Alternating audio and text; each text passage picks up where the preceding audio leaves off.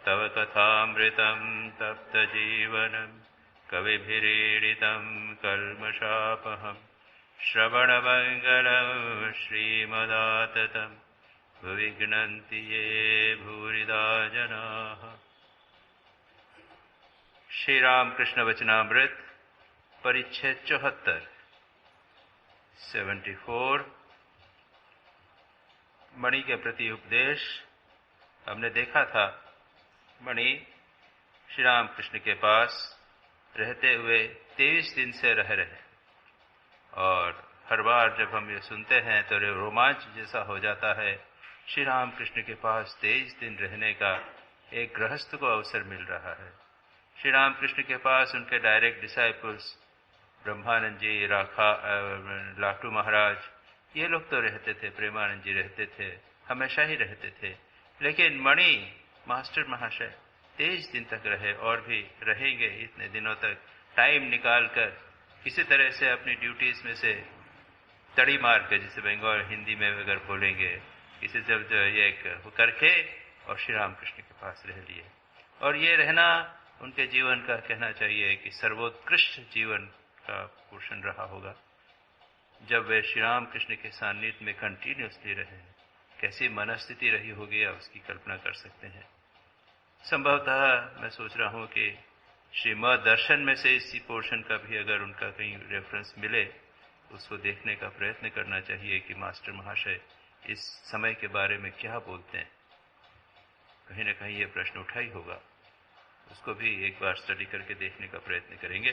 खैर, श्री रामकृष्ण और ये जो सेक्शन 74 सेक्शन है, ये अधिकांश उपदेशों से भरा हुआ है। कहीं पर तो श्री रामकृष्ण की समाधि का वर्णन होता है, कहीं पर प्राकृतिक वर्णन होता है, मास्टर महाशय अनेक विभिन्न प्रकार के वर्णन करते हैं। लेकिन यहाँ पर अधिकांश उपदेश ही भरे हुए हैं।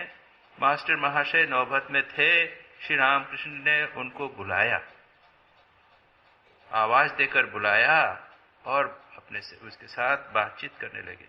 कंटिन्यूसली उपदेश दे रहे हैं, जो हमने पिछली बार पढ़ने का प्रयत्न किया था। निष्काम कर्म और सकाम कर्म की बात हुई थी। उन्होंने कहा था कि कर्म, निष्काम कर्म ही अच्छा है, सकाम कर्म अच्छा नहीं है, लेकिन सकाम करते करते निष्काम भी हो सकता है। उसके बाद श्री रामकृष्ण कहते हैं दया और दान जो कर्म है उनका, और भगवत प्रेम, भगवत भक्ति, उसका तुलनात्मक विवेचन भी श्री रामकृष्ण करते हैं। लोग दान धर्म करते हैं लेकिन निष्काम नहीं, सकाम करते हैं, और निष्काम करने से चित्त शुद्धि होती है, सकाम करने से बंधन है। लेकिन इसके मतलब ये नहीं कि दान धर्म नहीं करो। लेकिन श्री रामकृष्ण कहते हैं कि भगवान का दर्शन करने से सारी वासनाएं, अच्छी शुभ वासनाएं और अशुभ वासनाएं, दोनों प्रकार की वासनाएं नष्ट हो जाती हैं। उनका दर्शन होने पर ये सब वासनाएं एक और पड़ी रह जाती हैं। इनको भी वासना का अर्थ ऐसा नहीं कि केवल काम, क्रोध, भोग की इच्छा, इनको वासना कहा गया। ये जो सकाम जो कर्म है, लोगों का कल्याण करेंगे, प्रवचन देंगे, धर्म का प्रचार प्रसार करेंगे, इनको भी वासना का नाम दिया गया। तो एक पुस्तक है जीवन मुक्ति विवेक, उसमें इस वासना का विवेचन 3 इसमें प्रकार के जीवन मुक्ति के लिए 3 बातों का उल्लेख वहां पर किया गया है। एक है तत्व ज्ञान, दूसरा है मनोनाश, और तीसरा है वासना क्षय। जीवन मुक्त जो व्यक्ति जीवित रहते हुए भी मुक्त हो, उसमें ये 3 चीजों की आवश्यकता होती है। एक तो ज्ञान होना चाहिए कि मैं शरीर नहीं हूं, मैं मन नहीं हूं, मैं शुद्ध आत्मा हूं, मैं सच्चिदानंद स्वरूप हूं। दूसरा, इतना होते हुए भी, इतना ज्ञान होते हुए भी अगर उसका मन पर नियंत्रण न हो, मन का नाश, जिसे हम पातंजल योग सूत्र में चित्तवृत्ति निरोध कहते हैं, वह न हुआ हो, तो मन चंचल मन से वह जीवन मुक्ति के सुख का प्राप्त नहीं करेगा। जो ज्ञान में वो ज्ञान जिसे जो उसे प्राप्त हुआ है विचार के द्वारा, शास्त्रों के द्वारा, गुरु के उपदेशों के द्वारा, वह ज्ञान उसके जीवन में प्रतिष्ठित नहीं होगा, क्योंकि चित्त एकाग्र नहीं है, चित्त समाधिस्थ समाहित नहीं है। इसलिए इन दोनों की आवश्यकता है। और तीसरी चीज वासना क्षय, वासनाओं का नाश। और इस वासना नाश के विवेचन में जो प्रसिद्ध इसके ग्रंथकार हैं विद्यारण्य मुनि, वो कहते हैं वासनाएं दो प्रकार की होती हैं, शुद्ध वासना और मलिन वासना। और यह जो वासना यहां पर कही, दान धर्म इत्यादि, दया दान, इसको शुद्ध वासना की श्रेणी में कहा जा सकता। खैर कभी प्रसंग होगा तो उसके और विस्तार में हम जाएंगे। यहां पर श्री रामकृष्ण कहते हैं कि जब भगवान का दर्शन होता है, ज्ञान जब प्राप्त होता है, तब सारी वासनाओं का नाश हो जाता है। शुद्ध वासना और मलिन वासना, सभी वासनाओं का नाश हो जाता है। और श्री रामकृष्ण कहते हैं सब कुछ करो दो, और यही ध्यान रहे कि मैं करता नहीं हूं, ईश्वर ही करता है, अन्य सब अकर्ता है, भीतर ही भीतर ऐसा बोध रहना चाहिए। जो ज्ञानी है वे करते हैं, लेकिन उनको यह बोध रहता है कि मैं नहीं करता, दूसरे करता। आपके यहाँ पर तो चंडीगढ़ में और इस एरिया में वो प्रसिद्ध गाना प्रसिद्ध है ना, करता नहीं मैं कुछ भी, मेरा काम हो रहा है। क्या है? मेरा आप की कृपा से सब काम हो रहा है। करते हो तुम प्रभु जी, मेरा नाम हो रहा है। ये बहुत यहाँ पे सुना है मैंने कि काफी प्रचलित है, वृंदावन वगैरह में वहां पे भी है। ये बात तो अच्छी ठीक है, जिसको ज्ञान हो जाता है, बोध हो जाता है, उसको ठीक ठीक लगता है। इसके ऊपर आज चर्चा और करेंगे, श्री रामकृष्ण करते हैं। उसके बाद कहते हो कि महापुरुषगण जीवों के दुख से दुखी होकर उन्हें ईश्वर का मार्ग बतला देते हैं।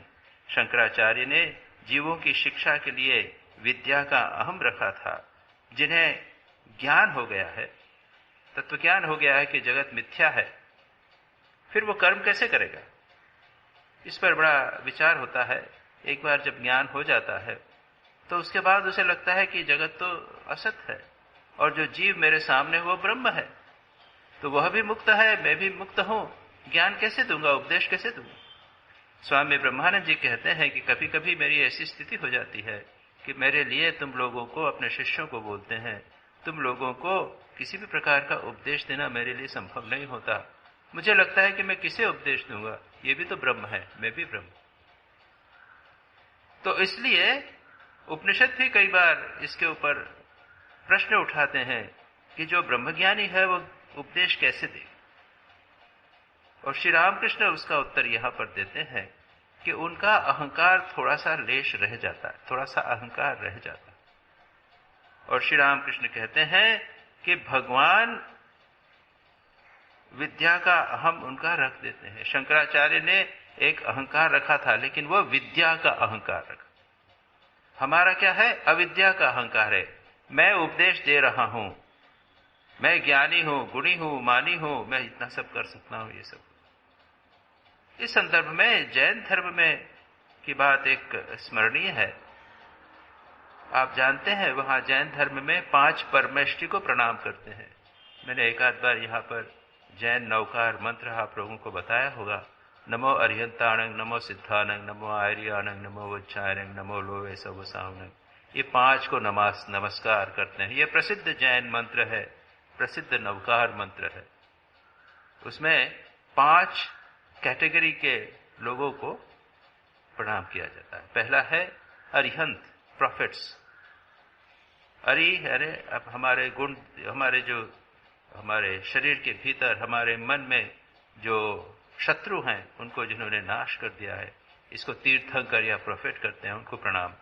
दूसरा कैसी कैटेगरी? सिद्धों को प्रणाम, जो मुक्त हो गए हैं। तीसरा ये जो है ये देव श्रेणी के हैं, देव कोटि के। और बाकी 3 ये है मानव कोटि के, आचार्य, उपाध्याय यानी उपदेश देने वाले, प्रवचन करने वाले, और तीसरे साधु, सब सज्जन साधु लोग, तीनों को, पांचों को प्रणाम करना है। अब ये जो अरिहंत और सिद्ध है, इनका अंतर क्या है? जो सिद्ध है वो टेक्निकल दृष्टि से, मैंने शब्द उपयोग करता हूं टेक्निकल दृष्टि से, यानी आध्यात्मिक चिंतन विचार तत्व की दृष्टि से ये अरिहंतों से भी श्रेष्ठ, श्रेष्ठ इन द सेंस कि इनके समस्त क्लेश, समस्त कर्म पूरी तरह नाश हो जाते हैं, ये पूर्ण मुक्त हो जाते हैं। ये पूर्ण मुक्त होकर कहते हैं कि ये सिद्ध जो है वो एक सिद्ध शिला करके एक स्थान है, वहां जाकर सबके सब सिद्ध जीव वो रहते हैं। और ये जो अरिहंत है, इनमें थोड़े कर्म बच जाते हैं, पूरा कर्म का नाश नहीं होता।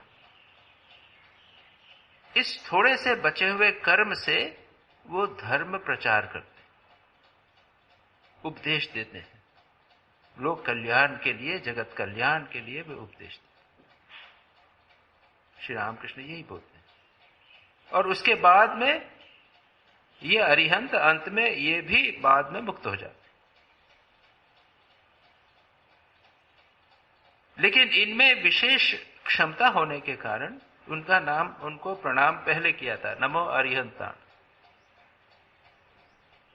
दूसरे प्रकार से वेदांत की दृष्टि से अगर सोचें तो जो सिद्ध है उनको हम कह देंगे विदेह मुक्ति, विदेह मुक्त। आप लोग सुनते हैं ना विदेह मुक्ति, शरीर जाने के बाद जो मुक्त हो जाते हैं, विदेह मुक्त, उनका फिर शरीर नहीं है। ये अरिहंत है जीवन मुक्त, जीवित रहते हुए वे मुक्त हैं। और जीवित रहते हुए उनमें कई क्षमता होती है, केवल ज्ञान होता है, ऑमनिसेंस होता है, सर्वज्ञ होते हैं, और इस कारण वे जगत का कल्याण करने में समर्थ। इसलिए उनको प्रणाम पहले किया जाता है। ये एक प्रकार से कह सकते हैं इनमें थोड़ा सा अहं कहिए या कर्म कहिए, कर्म का लेश, कर्म का मल, अगर आप ये शब्द उपयोग करना चाहते हो, इम्प्योरिटी ऑफ लिटिल कर्म रिमेन्स। श्री रामकृष्ण यही कहते हैं कि महापुरुष गण विद्या का अहम, नारद ने भक्ति का अहम रखा था, वे मुक्त है, सर्वज्ञ है, सर्व आते जाते रह सकते हैं, लेकिन भगवान का नाम का उच्चारण प्रचार करने के लिए अहम रखा। श्री रामकृष्ण कभी कभी कहते हैं, आप अगर श्री रामकृष्ण वचनामृत में हम आएंगे, अन्य स्थान पर श्री रामकृष्ण कहते हैं कि मेरी कभी कुछ थोड़ी सी वासनाएं बची। बातचीत में कोई भक्त आए, कोई संत आए, उनसे बातचीत करते हुए कहते हैं कि मैंने सब इच्छा, ये ले तेरा ज्ञान, ये तेरे अज्ञान, माँ, मैंने सब वासनाएं माँ को शरणा समर्पित कर दी, समर्पित। थोड़ी वासना रह गई, क्या भक्तों के साथ में रहकर मैं आनंद करूं। तो फिर इस वासना के कारण उनको क्या पुनः जन्म लेना पड़ेगा? याद रखिए, कोई वासना रह जाए तो जन्म लेना पड़ेगा। हाँ, कहते हैं कि श्री रामकृष्ण का पुनर्जन्म होगा। एक सिद्धांत है कि इसके अनुसार श्री रामकृष्ण, मां शारदा कहते हैं कि 150 साल के बाद पश्चिम की तरफ श्री रामकृष्ण का पुनः जन्म होगा, अवतार होगा। कोई कहते हैं 200 साल बाद, कोई कहते हैं 100 साल बाद, कोई 150 साल बाद, कैलकुलेशंस वगैरह है, इसकी बात चर्चा है। लेकिन क्या थोड़ी सी वासना रह जाती है, उसके लिए भगवान को भी पुनर्जन्म लेना पड़ता है। और हमारे पुराणों में तो मजेदार मजेदार कहानियां हैं। भगवान राम को क्यों जन्म लेना पड़ा, उनको इतना क्यों कष्ट सहना पड़ा, वो सब आप पुराणों को पढ़ लीजिए, रामायण पढ़ लीजिए, उसमें सब मिलेगा। उनको किसने श्राप दिया, विष्णु को श्राप दे दिया, इसलिए राम को कष्ट हुआ, इत्यादि। तो श्री रामकृष्ण यहाँ पर महापुरुष गणों की चर्चा करते हैं कि वे थोड़ी सी वासना, थोड़ा सा अहंकार रखते हैं, जिससे जगत का कल्याण, अगर नहीं रखें तो जगत का कल्याण भी नहीं होगा, वो मुक्त हो गए और छूट गए। भगवान बुद्ध के संबंध में इसी प्रकार की चर्चा है। जब उनको बोधि हुआ, ज्ञान हुआ, और उसके बाद में वो 7 दिन और 7 रात तक आनंद में विभोर होकर वो बोधि वृक्ष के चारों ओर चक्कर लगाते थे, आनंद में विभोर। उसके बाद में फिर सोचने लगे कि मैंने जो ज्ञान प्राप्त किया है इसका क्या होगा, क्या करूं। संसार की तरफ दृष्टि डाली तो देखा यहां तो कोई अधिकारी नहीं। और फिर एक कथा इस प्रकार की आती है, विनय पिटक में वर्णन है कि ब्रह्मा, प्रजापति ब्रह्मा, वो सहमपति कहते हैं उनकी भाषा में, वे उनके पास आए। उन्होंने कहा कि कुछ लोग तो होंगे जो थोड़ा बहुत उसको स्वीकार कर सकेंगे। भगवान बुद्ध ने फिर संसार की तरफ देखा, उनको लगा कि हाँ, कुछ लोग तो ऐसे हैं जो थोड़ा बहुत मेरा ज्ञान जो है उसको स्वीकार कर सके, कुछ अधिकारी हैं। और तब उन्होंने धर्मचक्र प्रवर्तन, ये उपदेश देने का कार्य प्रारंभ किया। तो ये महापुरुषगण जीवों की करुणा से दुखित होकर कुछ वास्ता रखकर जगत के कल्याण में प्रेरित होता है। उनके लिए आवश्यक नहीं है, वे तो मुक्त हो गए हैं, लेकिन जगत कल्याण के लिए कुछ लोग रह जाते हैं। जैसे ब्रह्मा सहमपति कहते हैं, ठहर जाइए, ठहर जाइए। बौद्ध धर्म में, जैसा आपने राम रूपानंद जी से सुना होगा, दो मार्ग हैं, एक हीनयान और एक महायान। उन्होंने कुछ उसका अंतर दिखाया था। एक दूसरा अंतर यह है कि जो हीनयान मार्ग है वह मार्ग स्वयं बोधि प्राप्ति को महत्व देता है, और जो महायान मार्ग है वह संसार के समस्त प्राणियों के कल्याण को महत्व देता है।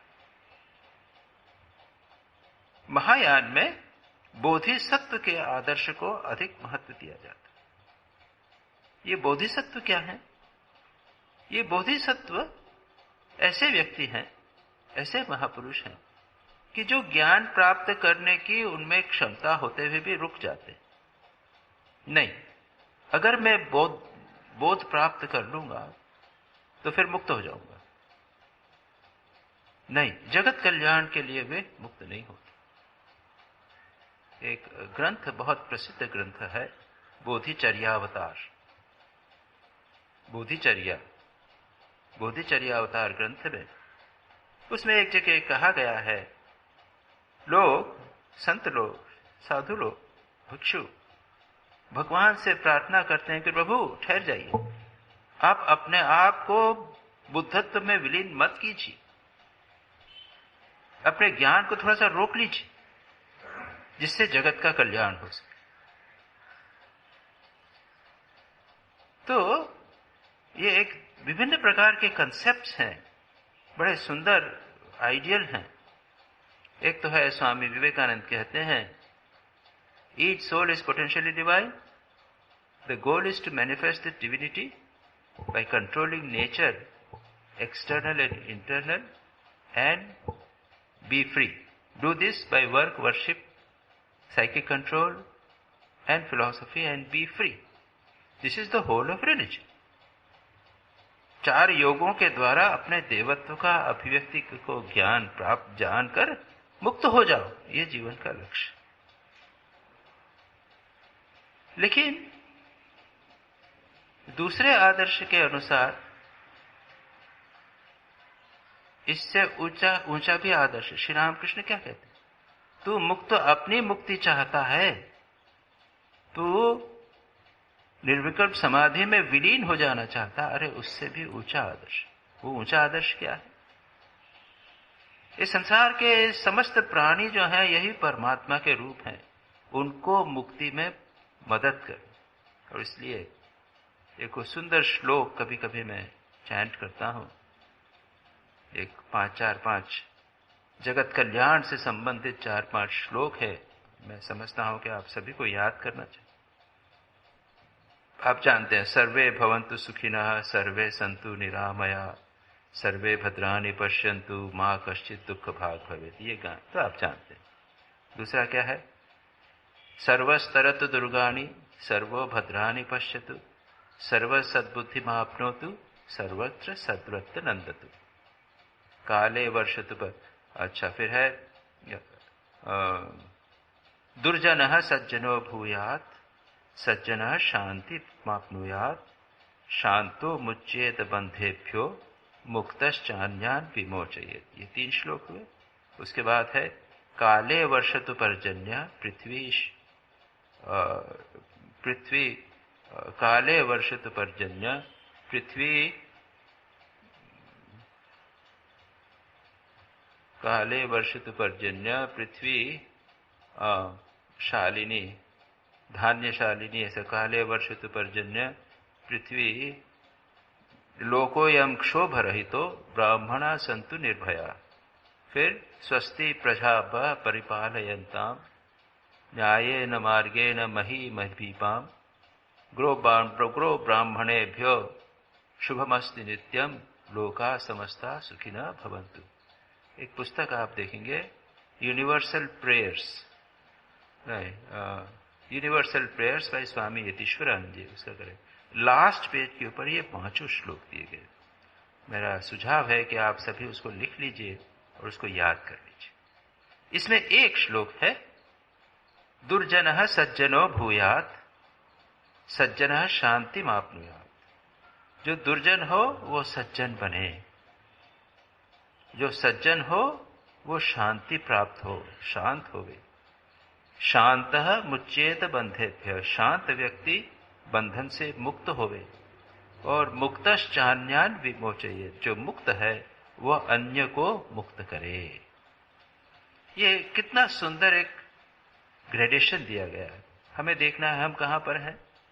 हम अभी संभवतः दुर्जन और सज्जन की कैटेगरी, हमें बहुत सारी बुराइयां हैं, हमें उठकर दुर्जन से सज्जन बनना है। उसके बाद हम सज्जन हैं संभवतः, लेकिन हमारे जीवन में अशांति है, रेस्टलेस। शांत होवे, शांति प्राप्त करना इटसेल्फ एक महान उपलब्धि है। शांतो मुच्येत बंधेभ्यो, जो शांत व्यक्ति है, जिसमें सत्वगुण अधिक है, रजोगुण का चांचल्य नहीं है। शांत हुआ था तो रजोगुण बढ़ गया, सत्वगुण बढ़ गया। जो दुर्जन है उसमें तमोगुण ज्यादा है, जो सज्जन है उसमें रजोगुण और सत्वगुण है, और जो सज्जन शांत हुआ उसमें सत्वगुण अधिक है, और शांत व्यक्ति मुक्त हो गया। लेकिन उसके आगे रुकते नहीं है, मुक्तो अन्यान विमोचयेत्, मुक्त व्यक्ति अन्य को भी विमोचित करे, मुक्त करने का प्रयत्न। तो यहां पर श्री रामकृष्ण यही कहते हैं कि जो महापुरुषगण हैं वे स्वयं के लिए कुछ भी कठिनाई नहीं है, फ्री हैं, कोई बंधन नहीं है, लेकिन लोक कल्याण के लिए, जगत कल्याण के लिए वे अपना थोड़ा सा अहंकार, थोड़ी सी वासना रखकर जगत कल्याण करते हैं। अब श्री रामकृष्ण आगे कहते हैं, अन्नदान की अपेक्षा ज्ञानदान और भक्तिदान अधिक ऊंचा है।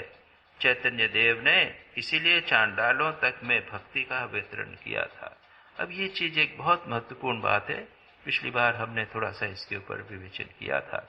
अन्नदान ये तो अच्छा है, आरोग्य दान, बीमार आया हॉस्पिटल चलाया, उसको अच्छा किया, पेशेंट को अच्छा कर दिया, ये सब कर दिया। जो गरीब है, दुखी है, उसको खाना खिला दिया। तो मैंने कहा था विद्यादान कीजिए, विद्यादान करके व्यक्ति को अपने पैरों पर खड़ा कीजिए, बच्चों को पढ़ाइए। आप भिखारी बच्चा आया, उसको खाने को दे दिया, चला गया, फिर भिक्षा मांग रहा, उसके बदले उसको आप पढ़ा लीजिए, हाई स्कूल करा लीजिए, इंटर करा लीजिए, नौकरी बढ़ जाए, वो अपने पैरों पर खड़ा हो जाएगा, भिक्षा मांगने नहीं जाएगा। ये हायर लेवल। और तीसरा है ज्ञानदान और भक्तिदान। समस्या ये उठती है कि वह जो जिस बच्चे को आपने पढ़ा लिख के बड़ा किया, क्या भरोसा है कि वो काला बाजारी नहीं करेगा, करप्शन में नहीं पड़ेगा, वो स्वयं स्वार्थी बन जाएगा? इसका क्या प्रमाण है कि वो नहीं बनेगा? एक बहुत महत्वपूर्ण प्रश्न है जो हम सभी को कभी न कभी सोचना चाहिए। और इसलिए शिक्षा के साथ साथ जिसे हम कहते हैं वैल्यूज देना, उन्हें निस्वार्थ बनाना, उन्हें संयमी बनाना, उन्हें सत्य का पालन करने वाला बनाना, लोगों को उनके द्वारा कष्ट न हो इसके लिए बनाना। आप जानते हैं जितने लोग हैं, ये लोग सब पढ़े लिखे ही तो लोग हैं। जो आप कालाबाजारी करते हैं, आप देखते हैं ना पेपर में क्या क्या सब आ रहा है। उनको तो समझ में ही नहीं आता है 2G क्या होता है और ये सब क्या क्या को समझ में नहीं आता है। लेकिन ये किसने किया है? कोई पढ़े लिखे लोग ही तो कर रहे हैं, अच्छे पढ़े लिखे लोग हैं, कल्चर्ड लोग हैं, वही कर रहे हैं। इनको क्या कहेंगे? कहीं न कहीं गड़बड़ हुई है, कहीं न कहीं समस्या हुई है, हमारी शिक्षा में समस्या। इसलिए कहते हैं ज्ञान दान और भक्ति दान। और ज्ञान और भक्ति के बिना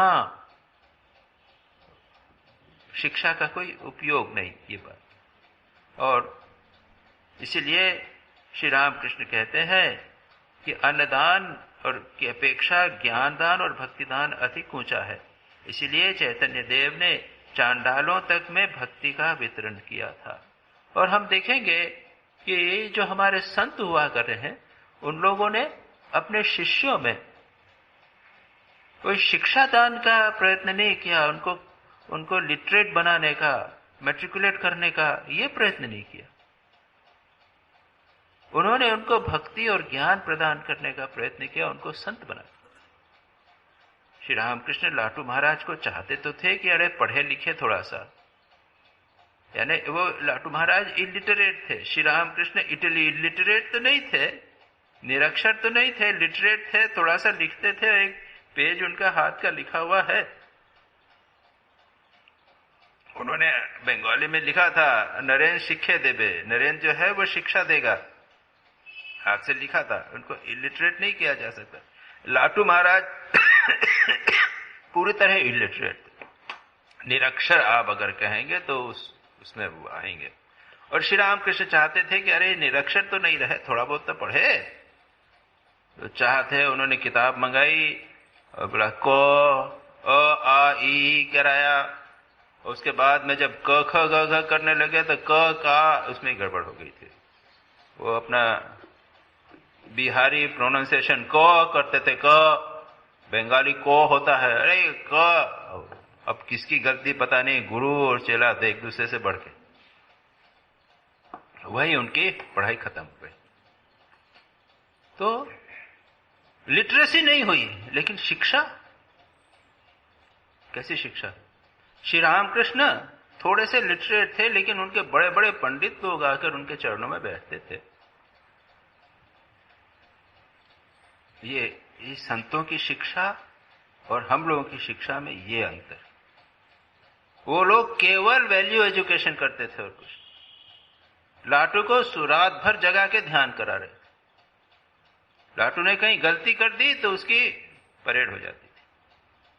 नरेंद्र ने गलती की, परेड हो गई। राखाल, आज मैं तेरा मुंह नहीं देख सकता हूं, तूने कुछ झूठ बोला है क्या?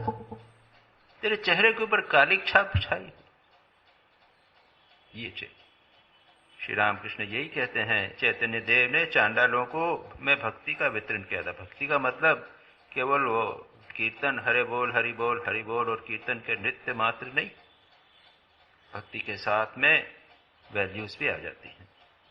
यहां तक हमने किया था, थोड़ा हमने रिवाइज किया। इसके आगे श्री रामकृष्ण कहते हैं, देह का सुख और दुख तो लगा ही है, यहां आम खाने के लिए आए हो, आम खाओ जाओ। आवश्यकता ज्ञान और भक्ति की है, ईश्वर ही वस्तु है और अब सब अवस्तु। ये 3 लाइन है बस, लेकिन कितनी सारी बात कहती हूं। देह का सुख और दुख तो लगा ही है। देह का सुख क्यों, मन का सुख और दुख भी लगा हुआ है।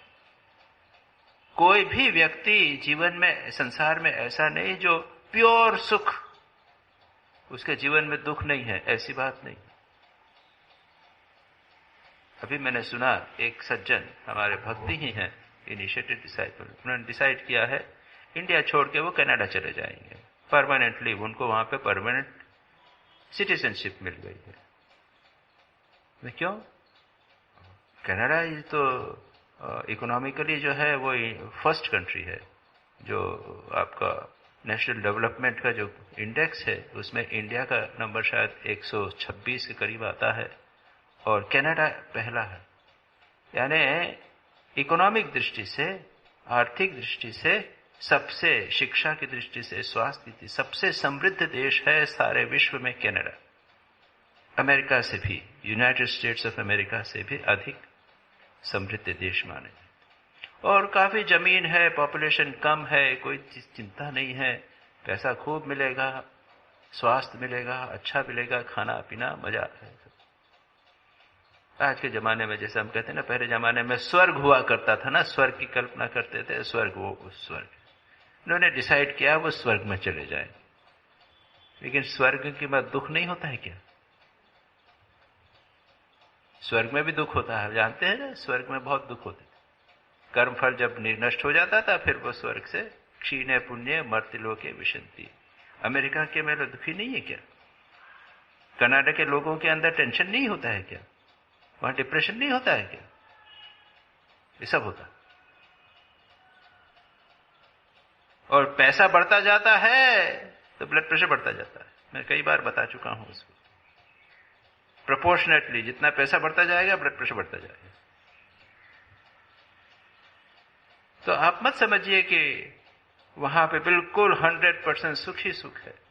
वहां मेहनत करनी पड़ेगी, पैसा कमाना है, जितना पैसा कमाना है तो उतनी वो मेहनत भी करनी पड़ेगी। इंडिया में तो मेहनत कम करनी पड़ती, करते ही नहीं है। हम लोग तो मेहनत करते ही नहीं है, और हिंदुस्तान में सब चलता है, आराम है, रिलैक्स लाइफ। और वहां ऐसा नहीं चलेगा, टेंशन। टाइम पे जाना, हमारे यहां तो कोई टाइम पे आता ही नहीं। इस टाइम का झंझट ही नहीं है।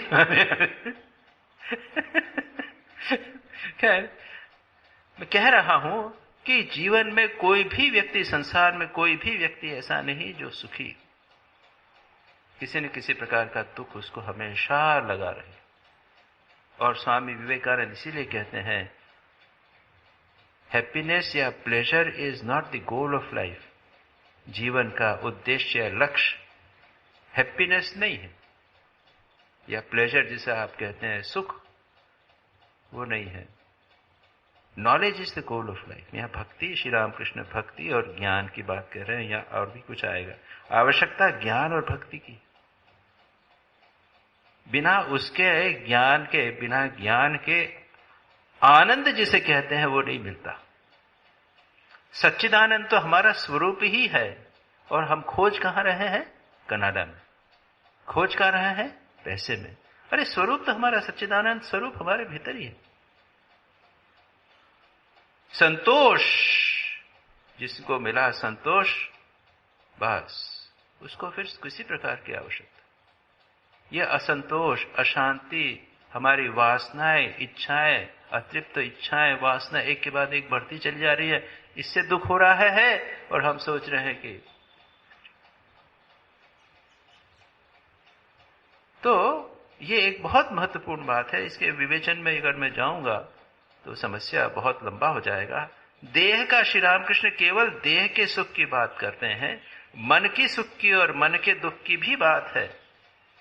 और याद रखिए, देह का सुख और दुख तो लगा ही है। कोई बड़े सौभाग्यशाली होते हैं, कहते हैं हम जब, अब तो मेरी प्रैक्टिस को थोड़ा सा मोबाइल वैन पे चले जाते हैं, लेकिन जब बनारस में थे, वार्ड में आउटडोर में बैठते थे, कई बार 60 वर्ष के, 65 वर्ष के एक व्यक्ति आ कहते हैं, डॉक्टर साहब ये कुछ बीमारी बताई। मेरे को कभी जीवन में कोई बीमारी नहीं हुई, अभी हो रही है बस। बड़े सौभाग्यशाली। कई लोग ऐसे हैं कि सारा जीवन सुख में बीत जाता है, बिना बीमारी के बीत जाता है। श्री रामकृष्ण का भी अगर आप दृष्टांत लेवें, श्री रामकृष्ण 50 वर्ष की उम्र जिए और कैंसर से उनकी मृत्यु हुई। लेकिन बाकी समय थोड़ा सर्दी जुकाम, पेट थोड़ा सा गड़बड़ हो गया, पेट जरा इंडाइजेशन जैसा रहता था, उनको खाना पीना सावधानी से होना चाहिए। अब वो इसके अलावा कोई खास बीमारी नहीं हुई। भगवान की कृपा से लोग 40-50 बरस की उम्र तक, तो 50-60 बरस तक जनरली सब अच्छे से निकल जाता है। लेकिन उसके बाद में देह का सुख तो होगा ही, दुख तो होगा ही, कुछ न कुछ लगा ही रहेगा, बीमारी आएगी और मृत्यु आने वाली है। यही तो बातें बुद्ध ने देखी थी, और उन्होंने इसके ऊपर से, आप कहेंगे आज के जमाने में, अरे तिल का ताड़ बना दिया। अरे बीमारी तो होने वाली है, बुढ़ापा होने वाला है, मरने वाले हैं, अरे उसको लेके सारी फिलॉसफी बना दी। उसी के ऊपर तुमने सारा धर्म बना दिया। श्री रामकृष्ण भी यही कह रहे हैं कि डोंट गो आफ्टर प्लेजर। ये सुख दुख सदा रहेगा, उसकी चिंता ही मत करो।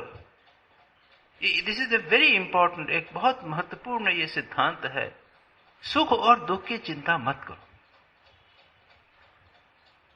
ऊंचे आदर्श है, ऊंचे तत्व है, ज्ञान है, भक्ति है, उसको प्राप्त करने का प्रयत्न, उसको प्राप्त करने का प्रयत्न करो। ये सुख दुख जो है ये कर्म के द्वारा आते रहेंगे, जाते रहेंगे, और ये उतार चढ़ाव होते रहेंगे। शुभ कर्म किए हैं, अशुभ कर्म किए हैं, सब होंगे। संतों को भी दुख होते हैं, जो पापी है उनको भी दुख होता है। कभी कभी लगता है कि जो पापी है उसको दुख कम होता है, पाप इतना करता है और मजे में रहता है। ऐसा मत समझिए। अभी उसको लग रहा है लेकिन उसके जीवन में वो शांति नहीं रहती।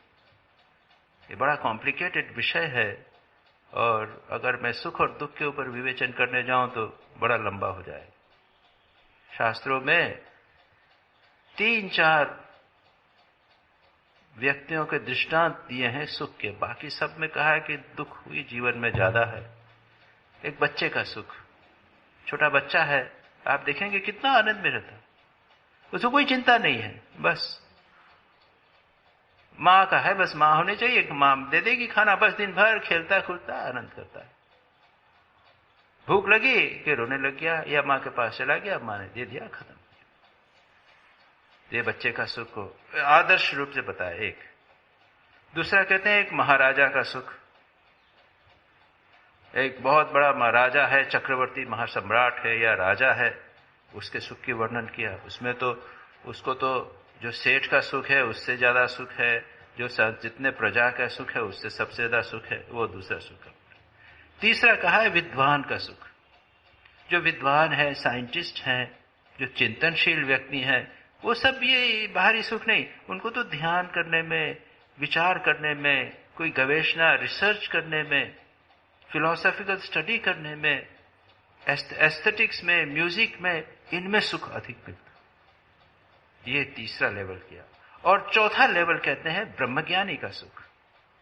जो उसको ब्रह्मज्ञान प्राप्त होता है उसको सर्वोत्कृष्ट सुख प्राप्त होता है। और उसके बाद विवेचन करके कहते हैं कि बच्चे के सुख में क्या समस्या है, राजा के सुख में क्या समस्या है, जो ब्रह्म ये एस्थेटिक्स वगैरह और या फिर वे विद्वान के सुख में क्या समस्या है, ये सारी चर्चा करके अंत में बताते हैं कि ब्रह्मज्ञान का ही सुख जो है वो निरतिशय सुख है, और उसमें वह कभी किसी प्रकार से बाहर के सुख दुख से कभी वो विचलित नहीं होता, परिवर्तित नहीं होता। एक बार उसमें प्रतिष्ठित हो गए कि हो गए। तो जो हो, यहां पर श्री रामकृष्ण इस इतनी बात कहते हैं, यहां आम खाने के लिए आए हो, आम खा जाओ। ये श्री रामकृष्ण का एक स्टेटमेंट है जो पहले भी श्री रामकृष्ण कहते हैं, और उसमें वह दृष्टांत देते हुए कहते हैं कि 2 आदमी गए एक आम के बगीचे में, और एक आदमी ने देखा, अरे ये तो लंगड़ा है, ये चौसा है, ये दशहरी है, और वो काउंट करने लगा कितने आम हैं, कितने आम हो सकते हैं, कितने होंगे, जो उसको वो काउंट करने लगा, नोट करने लगा, पूरा रिसर्च कर रहा है, बड़ा अच्छा लग रहा है।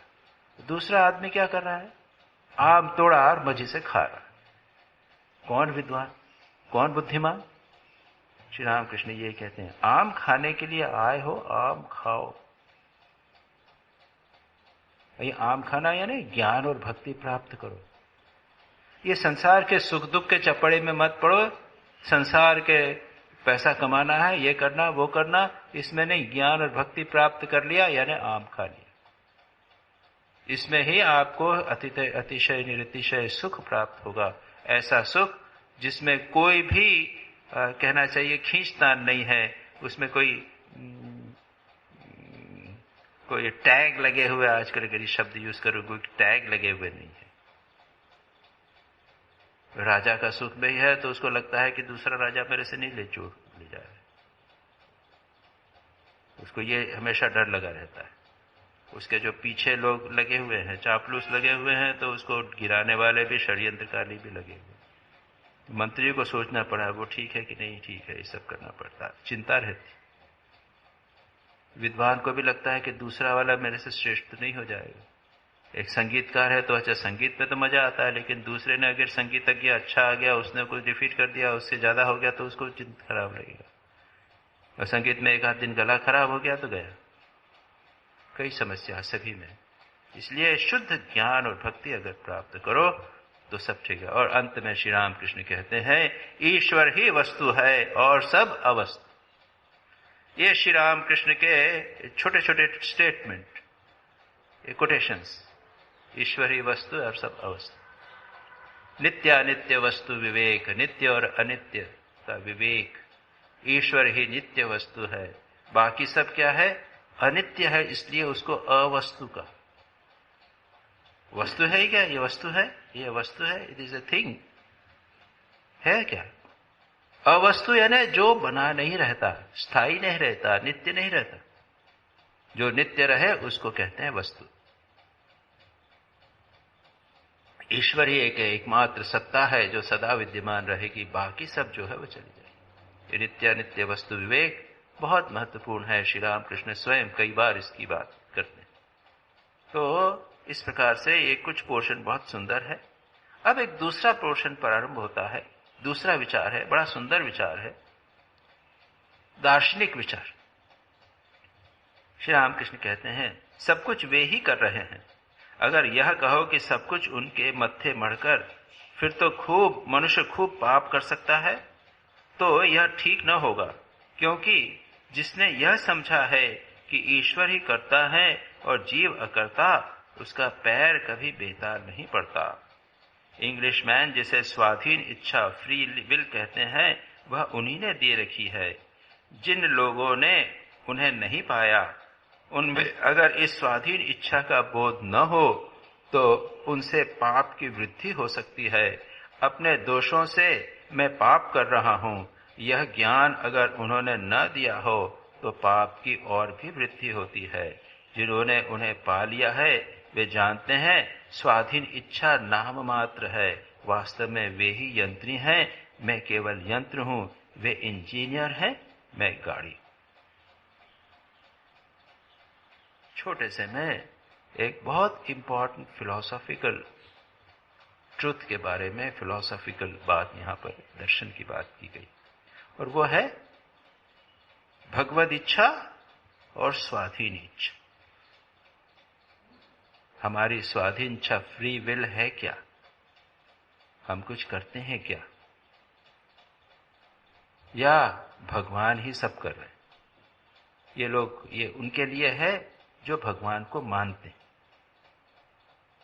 भगवान को सर्वशक्तिमान, सर्वनियंता, सबका कंट्रोल करने वाला मानते हैं।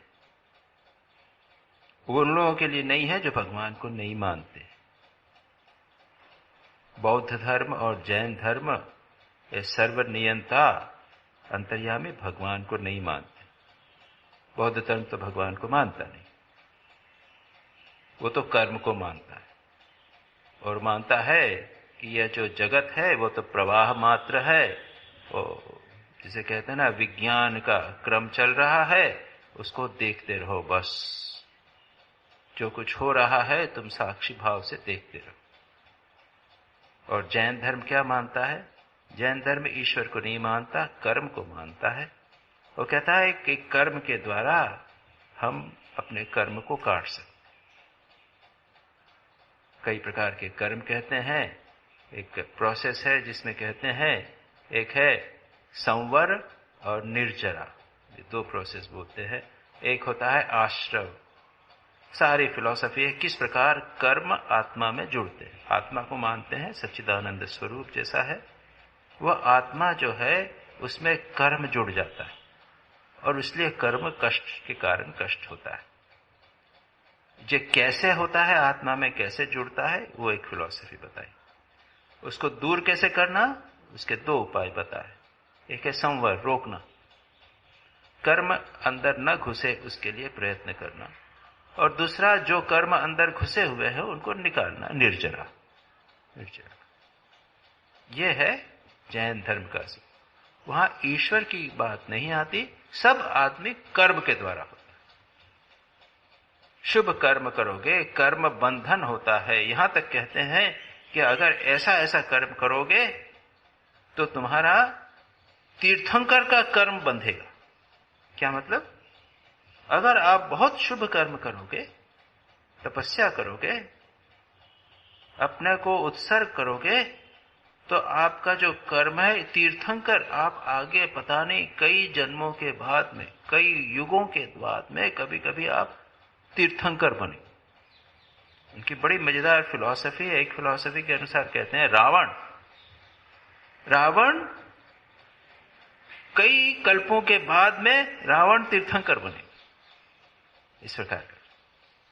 तो खैर, वहां पर ईश्वर कोई कर्ता वर्ता कुछ नहीं है, कोई ईश्वर नियंता वो सब नहीं है, फ्री विल वगैरह सब फ्री विल है और कुछ नहीं। हमारे सारा का सारा अपने हाथ में पूर्ण रूप से। तो जहां पर ईश्वर को नहीं माना जाता वहां बात नहीं हो रही। लेकिन जिस फिलॉसफी में, जिस धर्म में ईश्वर को स्वीकार किया जाता है, वहां पर प्रश्न उठता है कि ईश्वर इच्छा और स्वयं की इच्छा, स्वाधीन इच्छा, इसका क्या संबंध है? और श्री रामकृष्ण अंत में क्या कहते हैं? जिन्होंने उन्हें पा लिया है, जिन्होंने भगवान का दर्शन किया है, साक्षात्कार कर लिया है, वे जानते हैं स्वाधीन इच्छा नाम मात्र की है। कोई स्वाधीन इच्छा है ही नहीं, भगवान ही सब कुछ चला रहे हैं। वे ही यंत्री हैं, मैं केवल यंत्र हूं। वे ही इंजीनियर हैं, मैं गाड़ी। आमी यंत्र तुम्हें यंत्री, आमी घर तुम्हें घरणी, आमी रथ तुम्हें रथी, जेमन चलाओ तेमनी चली। सकली तुम्हारी इच्छा मां, इच्छामयी तारा तुम्ही। हे मां, तुम इच्छामयी तारा हो, तुम्हें इच्छामयी तारा तुम्ही, तुम्हार कर्म तुम्ही करो। तुम अपना कर्म करती हो, लोगे बोले करियामी, और लोग समझते हैं कि मैं, बोलते हैं कि मैं कर। आमी यंत्र, मैं यंत्र हूं, तुम यंत्री हो। मैं घर हूं, तुम रहने वाली घर गृहिणी हो। मैं रथ हूं और तुम चलाने वाली रथी हो। जैसा चलाते हो वैसा चलो। श्री रामकृष्ण इस गाने को बहुत पसंद करते थे। और भगवान गीता में क्या कहते हैं? यही बात, ईश्वरः सर्वभूतानां हृद्देशे अर्जुन तिष्ठति। ईश्वर हृदय में, संसार के समस्त प्राणियों के हृदय में बैठे हुए हैं। भ्रामयन सर्वभूतानि, उनको चला रहे हैं। यंत्रारूढ़ा निमाया, जैसे यंत्र कठपुतली उसके अंदर, और या फिर आजकल तो खिलौने आ गए ना, वो चाबी भर के और चला दो। यंत्रारूढ़ानी, वो गुड़िया भी चलेगी और वो क्या है, वो अपने हेलीकॉप्टर चलेगा, वो सब चलता है। यंत्र, उसके अंदर ही यंत्र है, यंत्र। उसके बाद सब भगवान, इसी तरह संसार के समस्त चीजें चल रही हैं। भगवान गीता में कहते, और फिर अर्जुन से कहते तुम करो काम। इस भाव को मन में लेकर काम करो। ये जानो कि भगवान ही चला रहे हैं, मैं नहीं चला। ये जो बात है, जो भगवान का साक्षात्कार कर लेते हैं, उनको ये बात स्पष्ट हो जाती है कि भगवान ही सब कुछ चला रहे हैं। स्वाधीन इच्छा नहीं है, वास्तव में वे ही चला रहे हैं। और इसके संबंध में शंकराचार्य की को हमें याद रखना पड़ेगा। वे कहते हैं कि जो जीवन मुक्त पुरुषों के, स्थितप्रज्ञ पुरुषों के लक्षण हैं, वे ही सामान्य व्यक्तियों के साधन हैं। जीवन मुक्त व्यक्ति, भगवत साक्षात किया व्यक्ति जानता है, अच्छी तरह जानता है कि मैं नहीं चला रहा हूं, भगवान चला रहा। बस हमको क्या करना है? हम तो नहीं जानते। हमको ये भाव रखकर, हमको ये विचार रखकर कर्म करना चाहिए कि हम नहीं कर रहे हैं, भगवान। इसको स्मरण करके रखना चाहिए। अब उसके बाद में दूसरा प्रश्न उठेगा, ये शंख बज गया है, ये अच्छा विषय है। प्रश्न यह है कि मैं समझूं कि मैं भगवान ही सब कर रहे हैं, मैं कुछ नहीं कर रहा हूं। अगर ये बात हो जावे तो, और उसके बाद में पाप करूं, बुरा काम करूं और कहूं कि मैं नहीं कर रहा हूं। दुर्योधन ने कह दिया था, क्या कहा था? जानामि धर्मम न च मे प्रवृत्ति। मैं धर्म जानता हूं लेकिन उसमें मेरी प्रवृत्ति नहीं है, मैं करता नहीं, प्रैक्टिस नहीं करता। वो जानता है कि मैं अधर्म कर रहा हूं। जानामि अधर्मम, अधर्म क्या है मैं जानता हूं। आग लगाना, जहर देना, स्त्री की इंसल्ट करना, ये सब मैं जानता हूं, ये अधर्म है। न च मैं निवृत्ति, उससे मैं छूटता नहीं। क्यों? आप ही मेरे हृदय में बैठकर मुझे चला रहे हो। आप यंत्र मित्वाया ऋषिकेश हृदय स्थित है ना, आप हृदय में बैठकर तुम्हें अर्जुन श्री कृष्ण को कह रहा, तो या ऋषिकेश हृदय स्थित है ना, तब करो। इसको कहते हैं छल, प्रवंचना। और याद रखिए, ये धर्म के क्षेत्र में, आध्यात्मिक जीवन में प्रवंचना बड़ी इसके लिए संबंध में बहुत सावधान रहना चाहिए। ये एक प्रकार की प्रवंचना, एक प्रकार का व्यक्तिगत छल हुआ, कई प्रकार के छल होते। हम वासना से प्रेरित होते हुए कहते हैं नहीं नहीं, मैंने वासना से नहीं कर रहा हूं, मैं तो इसी उद्देश्य से कर रहा हूं, इसे कर रहा है, इसमें क्या बुराई। गलत काम करते हैं लेकिन उसको जस्टिफाई करने का, समझने का प्रयत्न करते हैं कि जो मैं कर रहा हूं तो ठीक ही कर रहा हूं, बुरा कहां कर रहा हूं। यह प्रवंचना धर्म के क्षेत्र में बहुत, कई स्थानों पर। One has to be very very careful about this. और इसलिए शास्त्र सम्मत, गुरु सम्मत जो बात है उसके अनुसार करना चाहिए। जब तक चित्त शुद्ध नहीं हो जाता, एक अवस्था में, प्रारंभिक अवस्था में गुरु के निर्देश के अनुसार कर्म करना चाहिए। उसके बाद एक अवस्था बहुत दिनों के साधना के बाद आती है, जब चित्त शुद्ध हो जाएगा, तब चित्त हमको प्रेरित करेगा, ठीक ठीक बताएगा कि इस तरह से लो, इस तरह से। सच पूछा जाए तो हम सभी जानते हैं कि क्या अच्छा है, क्या बुरा है। हमारे भीतर एक कॉन्शियस जैसी चीज होती है, और हमेशा मानो भगवान हमारे साथ में है, गुरु हमारे, वो बताते चाहिए ठीक है, ये ठीक नहीं है, ये ठीक है, ये ठीक है। अगर आदमी जागृत रहे, सजग रहे, तो उसको सब समय ये बात मालूम होती है।